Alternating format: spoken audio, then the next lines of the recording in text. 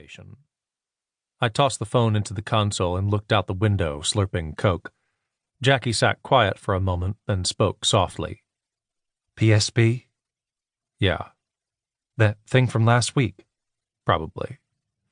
Again, she was quiet. I knew what was coming and wasn't in the mood for it, but Jackie was a lot like her beloved sons.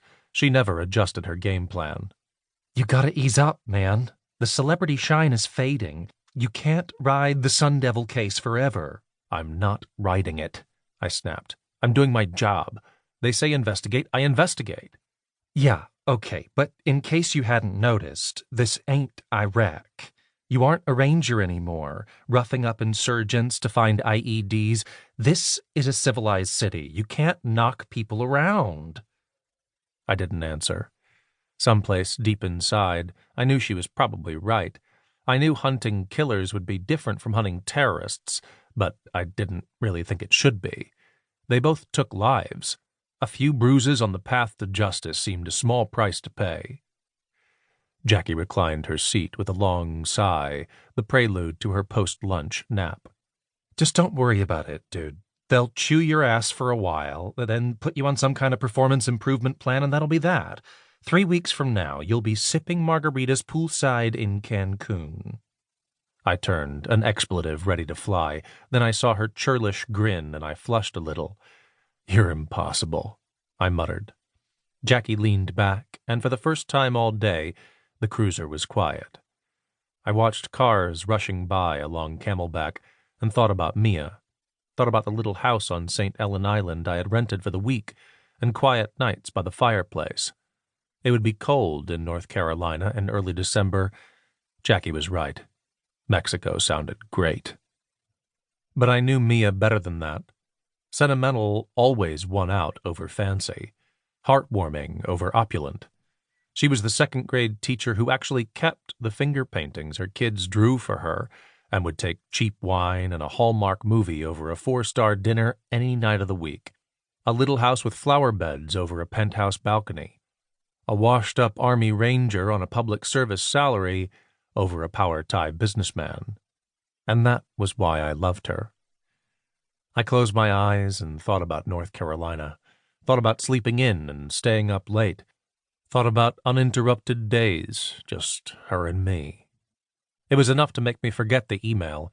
I was halfway asleep when the dash-mounted radio screamed to life with a digital alarm loud enough to wake the dead. All units in the area of Mountain View Precinct, we are receiving reports of possible active shooter at Harris Morrison Elementary School. My heart leapt into my throat, and for a split second the world stopped turning. I heard the words, but I didn't really believe them. Passing traffic on Camelback ground to slow motion as the dispatcher barked through the radio. Repeat, possible active shooter, Harris Morrison Elementary, suspect armed with shotgun and/or handgun. Multiple shots fired, all units respond code 3. I blinked once, and the fog simply vanished. I shoved the car into drive and hit the emergency light switch before stomping the gas, not even waiting to check for oncoming traffic. A horn blared and tires screamed as my unmarked cruiser pivoted left on Camelback, then roared amid the cars. Jackie remained calm, lifting the radio and reporting that we were 3 minutes out. She may have taken questions or asked for details. I heard nothing save the thunder of the motor. My heart pounded, and I thought of Harris Morrison, a 40,000-square-foot brick building resting amid a blue-collar suburb, a defenseless elementary school. Mia's school. I'd been there only 45 minutes earlier, swinging in to drop off Mia's lunch and slip into a janitorial closet for an uninterrupted kiss. I could still smell her perfume on my hands and feel her lips against mine, but as I screamed through a turn toward the school, those memories faded and new images replaced them. Pictures of bodies lying on the floor from active shooter training videos used in both the Army and the Phoenix Police Department. Fields of carnage. "Sharpe!" Jackie screamed, breaking through my tunnel vision. "Stay calm. We should wait for backup." The school appeared at the end of the street, the playground surrounded by a chain-link fence and lying empty, the drab brick walls dark with dirt and neglect, Mia's Toyota Corolla parked in a line of cheap cars. I heard Jackie's words but didn't really register them. I was already tearing my seatbelt off, reaching for the department-issued Glock 23 holstered on my hip.